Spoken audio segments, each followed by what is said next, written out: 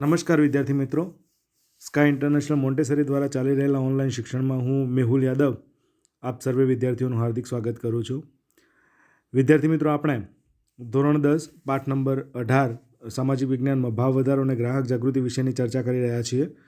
એમાં આપણે આવતીકાલે જોયું હતું કે ભાઈ ગ્રાહકોને કોઈ અન્યાય થાય તો એની સામે એ શું કરી શકે, પોતાના હકો શું છે એના વિશેની આપણે વાત કરી હતી.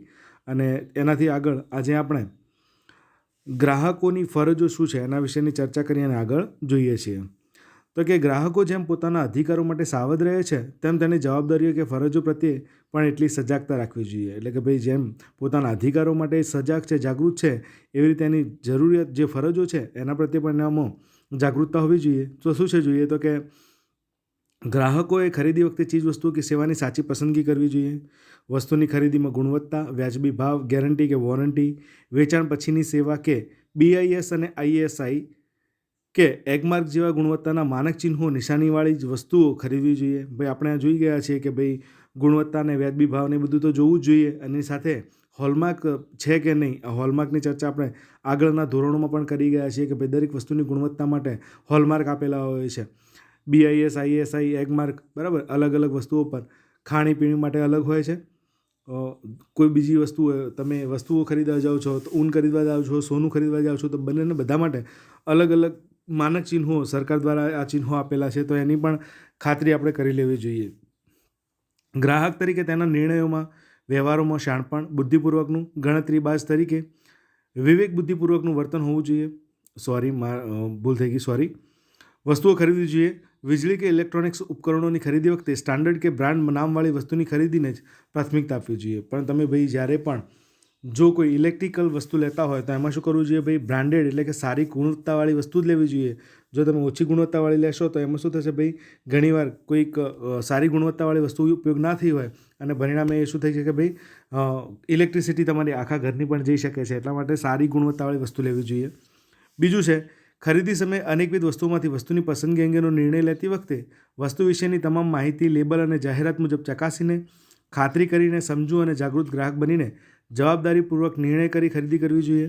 ગ્રાહક તરીકે તેના નિર્ણયમાં, વ્યવહારમાં શાણપણ, બુદ્ધિપૂર્વક, ગણતરીબાજ તરીકે વિવેક દ્રષ્ટિપૂર્ણ પૂર્વકનું વર્તન હોવું જોઈએ, જેથી તે શોષણ કે છેતરપિંડીથી બચી શકે છે. તમે હંમેશા કંઈ પણ વસ્તુ ખરીદવા જાઓ ભાઈ, નાની હોય કે મોટી હોય, તો એમાં તમારે શું કરવાનું છે તો કે જે વસ્તુ આપેલી છે એના પાછળ એનું એગમાર્ક જોવાના છે, એના જે નિશાન આપેલા છે, જે વસ્તુ ખરીદો છો એના માટેના અલગ અલગ જે નિશાનો આપેલા છે, નિશાન આપેલા છે કે નહીં, એ વસ્તુ એક્સપાયરી ડેટ છે કે નહીં, વોરંટી ગેરંટીમાં છે કે નહીં, આ બધી વસ્તુઓનું ધ્યાન લઈ અને પછી જ વસ્તુ ખરીદવી જોઈએ, જેથી કરીને આપણા છેતરપિંડી થવાના પ્રશ્નો એ ખૂબ જ ઓછા થઈ જશે.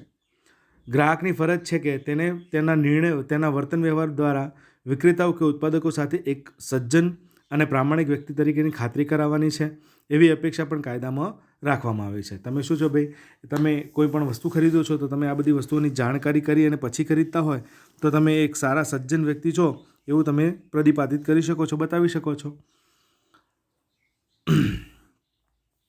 ગ્રાહકે ખરીદેલી માલનું કે સેવાનું પાકું બિલ કે નાણાં ચૂકવવાની પાકી રસીદ લેવાનો આગ્રહ રાખવો તથા વોરંટી કાર્ડ પર વિક્રેતા પાસેથી ભરાવીને દુકાનના સિક્કા તથા વેપારીની સહી લેવાનો આગ્રહ રાખવો જોઈએ.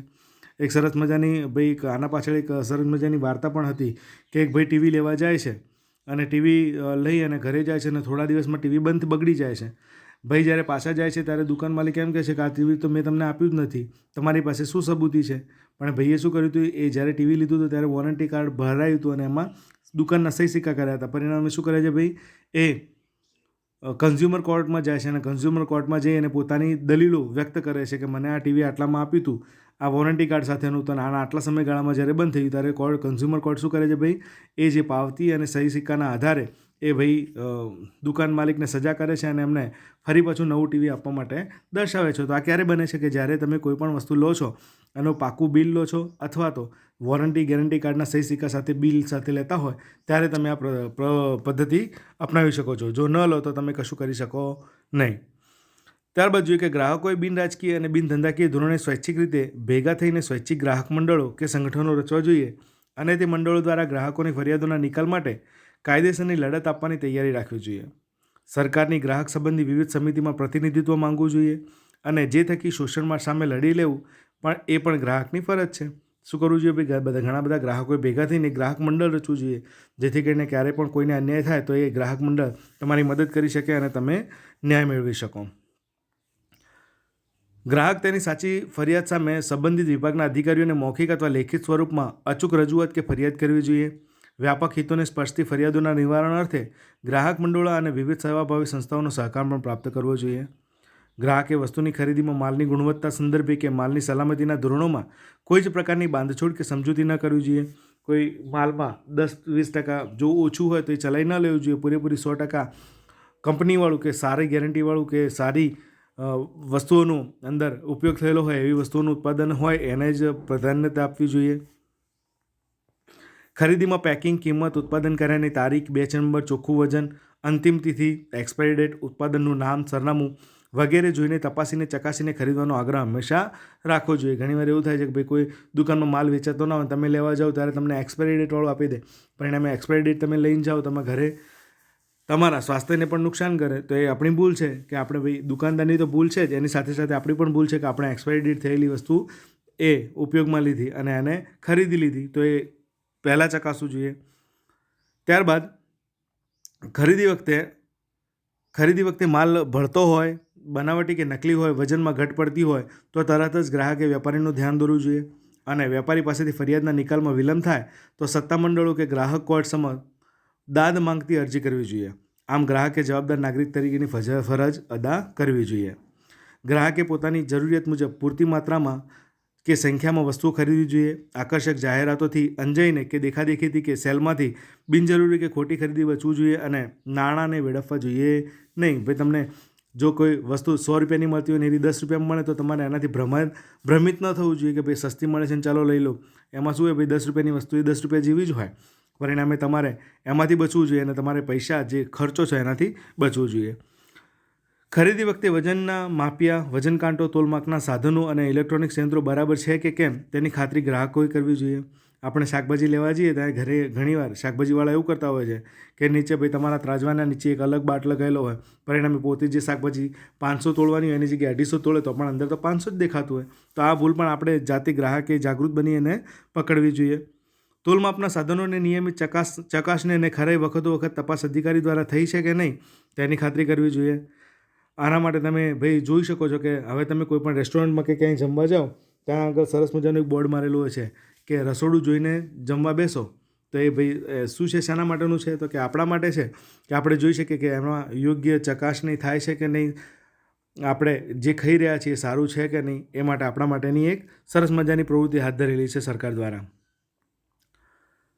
જો સાધનો દર વર્ષે પ્રમાણિત કરાવેલા ન હોય તો તોલમાપ અધિકારી, કાનૂની માપ વિજ્ઞાન અને નિયામક ગ્રાહક બાબતોની સ્થાનિક કચેરીમાં સંપર્ક સાધીને ધ્યાન દોરવું જોઈએ અને જરૂર પડે ફરિયાદ કરવી એ જાગૃત અને જવાબદાર નાગરિકની ફરજ બને છે.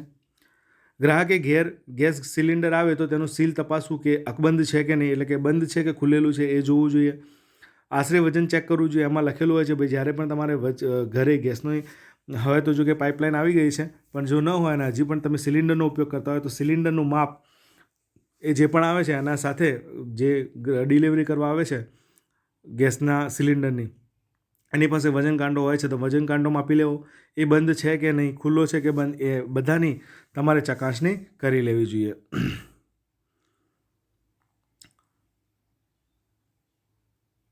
ત્યારબાદ રિક્ષા કે ટેક્સીમાં મીટર ઝીરો કરાવીને મીટર ભાવ પ્રમાણે બેસવું. પેટ્રોલ, ડીઝલ કે સીએનજીમાં ગેસ ભરાવતી વખતે ઇન્ડિકેટર પર 0.0000 મીટિંગનું રીડિંગ છે કે નહીં તે જ ભરાવવું જોઈએ. કેરોસીન ખરીદી વખતે માપિયામાં ફીણ બેસી જાય અને પછી પૂરેપૂરું માપિયું ભરાઈને જ ગ્રાહક આગ્રહ રાખવો જોઈએ. ત્રાજુ સ્ટેન્ડ પર બરાબર લટકાવેલું હોય તો જ તેવા ત્રાજવાનું વજન કરાવવું. હાથમાં ઉંચકીને લીધેલા ત્રાજવાની વજનમાં ગેરરીતિ થવાની કે છેતરવાની જે શક્યતાઓ છે એ વધારે રહે છે. રેલવે, બેંક, વીમો, ટેલિફોન, સુધરાઈ કે હોસ્પિટલ વગેરે સેવાઓમાં થતી બેદરકારીને કે સેવામાં ઉણપથી શારીરિક, માનસિક અને આર્થિક નુકસાન સામે વળતર મેળવવા ગ્રાહક ફોર્મમાં જાતે ગ્રાહક મંડળો દ્વારા ફરિયાદ કરવી જોઈએ અને ચુકાદાઓની વિગત અને મળેલ વળતરના સમાચાર સ્થાનિક ટીવી ચેનલો, વર્તમાનપત્રોમાં પ્રકાશિત કરાવીને અન્ય ગ્રાહકોને પણ અન્યાયની સામે આપણે ન્યાય મેળવવામાં મદદ એટલે કે ભાગીદાર બનાવી શકીએ છીએ અને અન્યાય થતો આપણે અટકાવી શકીએ છીએ. આમ ગ્રાહક જાગૃતિ અને ગ્રાહક શિક્ષણનું કાર્ય કરવું એ આપણા બધાની ફરજ બને છે.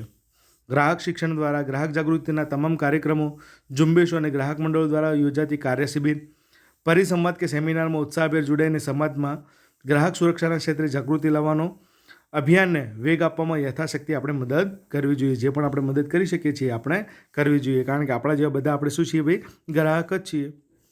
ગ્રાહક સુરક્ષાના ઉપાયો, તો કે ગ્રાહક સુરક્ષા ક્ષેત્રે 4 ઉપાયો હાથ ધરવામાં આવેલા છે. એક છે ત્રિસ્તરીય અર્ધન્યાયી અદાલતો.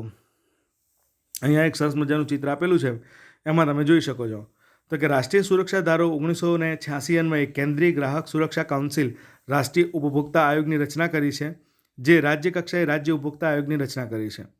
આ કમિશનો હેઠળ ગ્રાહક સુરક્ષાના કાયદા હેઠળના નિયમો ઘડવામાં આવેલા છે. રાષ્ટ્રીય ગ્રાહક તકરાર પંચે ત્રિસ્તરીય અદાલતનું માળખું ઊભું કર્યું છે અને ગ્રાહક ફોરમ અને કમિશનની કાર્યવાહીના ધારાધોરણો ઘડેલા છે. કયા કયા છે, શું છે, જોઈએ આપણે. તો પહેલું છે એમાં જિલ્લા ફોરમ એટલે કે જિલ્લા મંચ. તો કે પ્રત્યેક જિલ્લામાં મોટાભાગે એક અદાલત છે જે સૌથી મહત્ત્વપૂર્ણ અદાલત છે. પ્રત્યેક જિલ્લાઓમાં ભાઈ આપણા જેટલો પણ જિલ્લો હોય એ જિલ્લા દ્વારા કે જિલ્લામાં એક મહત્ત્વપૂર્ણ અદાલત રાખવામાં આવેલી છે, જે ગ્રાહકોની ફરિયાદોના અભ્યાસ કરીને ન્યાયિક નિકાલ કરે છે અને ગ્રાહકને થયેલ નુકસાન બદલ વળતર અપાવે છે. દેશમાં અંદાજે 571 ગ્રાહક જિલ્લા ફોરમ કાર્યરત છે. આપણે તો કદાચ આ વાતથી અજાણ જ હતા કે આટલી બધી જિલ્લા કાર્યરત આપણા માટે ભાઈ સ્થપાયેલી છે. આ કોર્ટમાં અત્યારે 20 લાખ સુધીના વળતરના દાવા માટે તેની નિર્ધારિત ફી ભર્યાની અરજી સ્વીકારવામાં આવે છે. જિલ્લા ફોરમના નિર્ણયથી નારાજ થયેલ પક્ષકાર નિર્ણયની જાણ થયાના 30 દિવસમાં રાજ્ય કમિશનની અપીલ દાખલ કરી છે. તમને કોઈ દુકાનદાર તરફથી ભાઈ અન્યાય થયો હોય તો તમે 30 દિવસમાં અરજી કરી શકો છો. જો કે પૂર્વ તેના વળતરની દાવાની રકમની 50% એટલે કે 25,000 જે ઓછું હોય તે નિયત શરતોને ડિપોઝિટ જમા કરાવવાની હોય છે. રાજ્ય કમિશન જિલ્લાના ઉપર જોઈએ ભાઈ રાજ્ય કમિશન, તો કે રાજ્ય ફોરમ. દેશમાં અંદાજે હાલમાં 35 રાજ્ય ફોરમ કાર્યરત છે. 20 લાખથી 1 કરોડ રૂપિયા સુધીના વળતર દાવાની રકમ માટે ફરિયાદ નિર્ધારિત ફી ભર્યાની દાખલ કરી શકે છે. ભાઈ તમને 20 લાખથી લઈને 1 કરોડ સુધીના જો કોઈ છેતરપિંડી કે એવું થયું હોય તો તમે રાજ્ય કમિશનમાં રાજ્ય ફોરમમાં તમે તમારી અરજી દાખલ કરી શકો છો. જિલ્લા ફોરમથી નારાજ થયેલ કોઈપણ પક્ષકાર હુકમથી તારીખથી 30 દિવસમાં ઠરાવેલ નમૂનામાં કે દાવાની રકમના 50% અથવા 35,000 ડિપોઝિટ ભર્યાની રાષ્ટ્રીય કમિશનમાં અપીલ કરી શકે છે. જો તમને રાજ્ય ફોરમમાં જિલ્લા ફોરમમાં તમને જો ન્યાય ન મળે હોય તો તમે ઉપરી એટલે કે રાજ્ય ફોરમમાં તમે 50% અથવા 35,000 ડિપોઝિટ ભરી અને તમારી અરજીને સ્વીકારી શકો છો, મોકલી શકો છો. ત્યારબાદ જોઈએ રાષ્ટ્રીય કમિશન, તો કે રાષ્ટ્રીય ફોરમ, તો કે 1 કરોડથી વધુ વળતરના દાવા અંગેની અરજીઓ તેની નિર્ધારિત ફી કોર્ટમાં ભર્યાથી ફરિયાદ દાખલ થઈ શકે છે. 5 સભ્યોની બેન્ચ આ કમિશનના સભ્યો હોય છે. યાદ રાખજો ભાઈ, પરીક્ષામાં પૂછાઈ શકે કદાચ કે રાષ્ટ્રીય કમિશનમાં રાષ્ટ્રીય ફોરમમાં કેટલા સભ્યો હોય છે, તો ભાઈ 5 સભ્યોની બેન્ચ હોય છે. રાજ્ય કમિશન અને રાષ્ટ્રીય કમિશનને શક્ય એટલા વહેલો એટલે કે અરજી દાખલ કર્યાની તારીખથી 90 દિવસમાં અરજીનો નિકાલ કરવાનો છે. તમારી અરજી આવે એના 90 દિવસમાં જ એ તમને નિકાલ લઈ આપે છે, તમને ન્યાય અપાવડાવે છે. રાષ્ટ્રીય કમિશનની નારાજ થયેલા વ્યક્તિ પક્ષકાર આ કમિશનના હુકમથી 30 દિવસમાં સુપ્રીમ કોર્ટ એટલે કે સર્વોચ્ચ અદાલતમાં નિર્ધારિત શરતોને અપીલ દાખલ કરી શકે છે. જો કે અપીલ પૂર્વે પક્ષકારે વળતર દાવાની રકમના 50% અથવા 50,000 બેમાંથી જે ઓછું હોય તે ડિપોઝિટ પેટે કોર્ટમાં જમા કરાવવાનું ફરજિયાત છે. જો કોઈ વ્યક્તિ આ ત્રણેય અદાલતો પૈકી જે તે અદાલતો કરેલા હુકમનું પાલન ન કરે તો સજા અથવા દંડ બંને શિક્ષાપાત્ર બને છે. આ જે કોર્ટ નિર્ણય લે અને એ નિર્ણયનો જો કોઈ વ્યક્તિ એ યોગ્ય ન્યાય જે આપ્યો છે એને સ્વીકારવા તૈયાર ન હોય તો એને શું થઈ શકે છે, સજા પણ થઈ શકે છે અને દંડ પણ થઈ શકે છે. BPL એટલે કે બિલો પોવર્ટી લાઇન હેઠળની વ્યક્તિઓને, સિનિયર સિટીઝન એટલે કે ઘરડા વ્યક્તિઓને, વિકલાંગ વ્યક્તિઓને કેટલીક શરતોની આધીન ફી ભરવામાંથી મુક્તિ આપવામાં આવે છે અને જિલ્લા મફત કાનૂની સેવાના માર્ગદર્શનની કાનૂની સહાય, માર્ગદર્શન અને વકીલની મફત સેવા પૂરી પાડવામાં પણ આવી રહી છે. ત્યારબાદ બીજું છે ગ્રાહક મંડળો એટલે કે ગ્રાહક સુરક્ષા પરિષદો. આ અધિનિયમો હેઠળ તાલુકા, જિલ્લા, રાજ્ય તથા રાષ્ટ્રીય કક્ષાએ સરકારે માન્યતા પ્રાપ્ત ગ્રાહક મંડળો સ્થાપવામાં આવ્યા છે. આ ગ્રાહક મંડળો કે પરિષદો બિનરાજકીય અને બિનધંધાકીય ધોરણે ગ્રાહકો દ્વારા સ્વૈચ્છિક રીતે અપાયેલા ગ્રાહક મંડળો છે. આ ગ્રાહક મંડળોએ મુખ્ય હેતુ ગ્રાહકોના અધિકારો અને જાગૃતિ તથા પ્રોત્સાહન આપવા તથા તેના હકોની સુરક્ષા માટેની નીતિઓના ઘડતરમાં સરકારને મદદ કરવાનો છે. તેઓ ગ્રાહકના અધિકારો અને કાયદાઓની જોગવાઈઓનું વખત સમીક્ષા કરે છે અને ધારાકીય જોગવાઈઓમાં સુધારા અંગે સરકારને સૂચન પણ કરી શકે છે. આ ગ્રાહક મંડળો એ ગ્રાહક જાગૃતિની ઝુંબેશમાં ગ્રાહક શિક્ષણ આપે છે, ગ્રાહકોને ભાઈ શું કરે છે, શિક્ષણ આપે છે અને ગ્રાહકોમાં જાગૃતિ લાવવાનું કાર્ય કરે છે. તેમાં ગ્રાહકોના અધિકારો, ફરજો, વિવિધ પ્રકારે થતા શોષણ અને તેનાથી કેવી રીતે બચી શકાય અને કાયદેસરની જોગવાઈઓ જેવા મુખ્ય વિષયોનું માર્ગદર્શન પૂરું પાડે છે. આ ગ્રાહક મંડળો કે સંગઠનો દ્વારા ગ્રાહક સુરક્ષા, ઇનસાઇટ ધી કન્ઝ્યુમર, ગ્રાહક મંચ જેવા માસિક, દ્વિમાસિક મેગેઝિનો, માસિક એટલે ભાઈ મહિને આવતા હોય, દ્વિમાસિક એટલે 2 મહિને આવતા હોય એવા મેગેઝિનો અને સામાયિકો પ્રકાશિત કરીને ગ્રાહક જાગૃતિ ફેલાવવાનું કાર્ય કરી રહ્યા છે અને ગ્રાહક ફરિયાદોનું નિવારણ લાવવામાં પણ મદદ કરી રહ્યા છે. વિદ્યાર્થી મિત્રો, આપણે આજે આ પાઠ ભણી રહ્યા છીએ એટલા માટે આપણે આપણા આટલા જાગૃતિ કેળવીએ છીએ, જાગૃતિ લાવી શકીએ છીએ. જે લોકો ભણેલા નથી એ લોકોમાં જાગૃતિ લાવવા માટે આ ગ્રાહક મંડળો કે ગ્રાહક સુરક્ષા પરિષદો એ ખૂબ જ સરસ મજાનું કાર્ય કરે છે. ત્યારબાદ જોઈએ જાહેર વિતરણ પ્રણાલી એટલે કે PDS. તો કે જાહેર વિતરણ પ્રણાલી મારફત વ્યાજબી ભાવની દુકાનો દ્વારા નિયમિત રૂપે સારી ગુણવત્તાવાળો માલ નિયત જથ્થામાં રાહત દરે અનાજ કે અન્ય વસ્તુ પૂરી પાડે છે. જે થકી ગરીબ ગ્રાહકે ખુલ્લા બજારમાં વધુ ભાવ લેવાના, હલકી જાતના ગુણવત્તાવાળા માલ સામાન કે ઓછી માત્રામાં મળતી ચીજવસ્તુઓ દ્વારા થતા શોષણથી બચાવે છે અને વેપારની ભ્રષ્ટ રીતિ રસમો સામે જાહેર વિતરણ પ્રણાલી દ્વારા અંકુશ રહે છે. ત્યારબાદ છે તોલમાપ અને ચીજવસ્તુઓની શુદ્ધતાને પ્રમાણિત કરતું તંત્ર. તો આ તંત્ર ખૂબ જ મહત્વનું છે વિદ્યાર્થી મિત્રો. શું કરે છે ભાઈ? તો કે જે પણ તોલમાપ અને ચીજવસ્તુઓની શુદ્ધતા ન હોય એને કઈ રીતે કરે છે જોઈએ આપણે. તો કે ગ્રાહકોના સ્વાસ્થ્ય અને સલામતીના રક્ષણાર્થે સરકારે કેટલીક કાયદાની સંસ્થાઓની સ્થાપના કરી છે જે ઉત્પાદકો દ્વારા તૈયાર થયેલા માલ સામાન, ઉત્પાદકો એટલે કે જે ઉત્પાદન કરે છે એવા તેમના માલ સામાન, વસ્તુઓની ગુણવત્તા અને શુદ્ધતાની તપાસની ચકાસણી કરીને તેને પ્રમાણિત કરવાનું કાર્ય કરે છે. તે બરાબર છે કે નહીં એની ચર્ચા કરે છે. તો અહીંયા આગળ સરસ મજાનું ચિત્ર આપેલું છે, જોઈ શકો છો વિદ્યાર્થી મિત્રો. ISI સંસ્થાનો લોગો, BIS સંસ્થાનો લોગો, એગમાર્ગનો લોગો, બરાબર. જોઈએ તો કે ભારત સરકારે ગુણવત્તાનું નિયમન કરવા માટે 1947માં ઇન્ડિયન સ્ટાન્ડર્ડ ઇન્સ્ટિટ્યૂટ એટલે કે ISI, પરીક્ષામાં ભાઈ આ ફૂલ ફોર્મ પૂછાઈ શકે છે, ISIનું ઇન્ડિયન સ્ટાન્ડર્ડ ઇન્સ્ટિટ્યૂટ નામની સંસ્થા સ્થાપી છે, જે પાછળથી 1986માં બ્યુરો ઓફ ઇન્ડિયન સ્ટાન્ડર્ડ્સના નામે ઓળખવામાં આવે છે. જે યોગ્ય ગુણવત્તા ધરાવતા વિવિધ ઉત્પાદકો ISIના માર્કા ઉત્પાદન ઉપકરણો વાપરવાની છૂટ આપે છે. તમે ભાઈ પાણીના પાઉચ છે, ખાવાની કોઈ પણ સામગ્રી જુઓ તો એના ઉપર ISIનો માર્કો લગાડેલો છે. તે યોગ્ય ગુણવત્તા ધરાવે છે એ એનું પ્રતીક છે. ખેતી પર આધારિત ચીજવસ્તુઓ, વન પેદાશો, બાગાયતી અને પશુ પેદાશોની ગુણવત્તાના માનક એટલે કે એગમાર્ક લગાડવાનો કાયદો એ ખેતીવાડી ઉત્પન્ન બજાર કાયદો 1937માં હતો. ભાઈ ખેતીની જે પણ વસ્તુઓ છે એના ઉપર શું લગાડેલું છે એગમાર્કમાં? તો એગમાર્ક લગાડેલો હોય છે. ભારત સરકારના ડિપાર્ટમેન્ટ ઓફ માર્કેટિંગ ઇન્ટેલિજન્સ સંસ્થા DMI દ્વારા એગમાર્ક વાપરવાનો પરવાનો આપવામાં આવે છે. જો ગ્રાહકોને માર્ગ સંબંધી શંકા જાગે તો તે BISના નજીકના પ્રાદેશિક કાર્યાલયમાં ફરિયાદ પણ કરી શકે છે.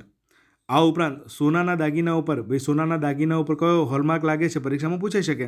તો યાદ રાખજો BIS માર્કાની સાથે સોનાની શુદ્ધતાનો નંબર, દાખલા તરીકે 916 છે અને 22 કેરેટની શુદ્ધતા ધરાવતું માર્ક સાથે હોલમાર્કનો કેન્દ્ર લોગો. અહીંયા બાજુમાં એક ચિત્ર આપેલું છે, આમાં એક બ્રેસલેટ છે, એના ઉપર જો ભાઈ BISનો હોલમાર્ક છે, 916 કેરેટ છે અને 916 એનો નંબર છે અને 22 કેરેટની શુદ્ધતા ધરાવે છે એવું એક લોગો આપેલો જોવા મળે છે.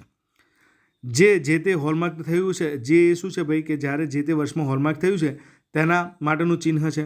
દાખલા તરીકે જે એટલે 2008 ઉપરાંત જ્વેલરી બનાવવા અને વિક્રેતાનો લોગો અને શુદ્ધતા અને ગુણવત્તાની ગેરંટી પણ આપે છે. FPO એટલે કે ફૂડ પ્રોડક્ટ ઓર્ડર એટલે ફૂડ એટલે જે ખાદ્ય સામગ્રીઓ છે એના માટે જામ, ફ્રૂટ, જ્યુસ, કન કે ટીનમાં પેક કરાયેલા ફળો અને શાકભાજીના ઉત્પાદન ઉપર વસ્તુ લગાડવામાં આવે છે. અહીંયા આગળ બીજા FPO લોગો, વોલમાર્ક લોગો એ ભાઈ જ્યારે વોલમાર્કની વસ્તુઓ છે સ્વેટરને છે એના પર લાગે છે. MPO અને HNPO લોગો, HACCP લોગો બરાબર અલગ અલગ છે ભાઈ. શાના માટેના છે એ નીચે આપેલા છે, આપણે જોઈએ તો કે ISI એ ટેક્સટાઇલ, કેમિકલ, જંતુનાશક, રબર, પ્લાસ્ટિકની બનાવટો, સિમેન્ટની ધાતુઓ, ઇલેક્ટ્રિકલ ઉપકરણો આ માટે BIS દ્વારા આપવામાં આવેલું છે. વોલમાર્ક એટલે કે ઊનની બનાવટો અને પોશાક માટે આપવામાં આવે છે. MPO એટલે કે મીટ પ્રોસેસિંગ ઓપ્ટિમાઇઝર એ માર્ક માંસ, મટનની પેદાશો અને તેમાંથી બનાવેલ બનાવટો માટે આપવામાં આવે છે. યાદ રાખજો ભાઈ, આ દરેક વસ્તુઓ પરીક્ષામાં પૂછાઈ શકે છે કયો એગમાર્ક કોના માટે હોય છે એ. ત્યારબાદ છે HACCP hazard analysis and critical control point Marco પ્રક્રિયા દ્વારા તૈયાર કરવામાં આવેલા ખોરાકના ઉત્પાદનો ઉપર BIS દ્વારા લગાવવામાં આવે છે. ઇકો એટલે કે ECO માર્કો એ સાબુ, ડિટર્જન્ટ, કાગળ, લુબ્રિકેન્ટ, ઓઇલ, પેકેજિંગ મટીરિયલ, રંગ રસાયણો, પાવડર, કોટિંગ, બેટરી, સૌંદર્ય પ્રસાધનો, લાકડા બનાવતી વપરાતી વસ્તુઓ, ચામડા અને પ્લાસ્ટિકની બનાવટો માટે ISI એટલે કે ઇન્ડિયન સ્ટાન્ડર્ડ બ્યુરો દ્વારા આપવામાં આવે છે અને જે હવે BIS તરીકે ઓળખવામાં આવે છે. તો આજે આપણે આટલા સુધી રાખીએ છીએ. હવેનું આગળનો પાઠ એ આપણે આગળનું થોડુંક જ છે જે બાકી હવે નેક્સ્ટ લઈશું. અસ્તુ.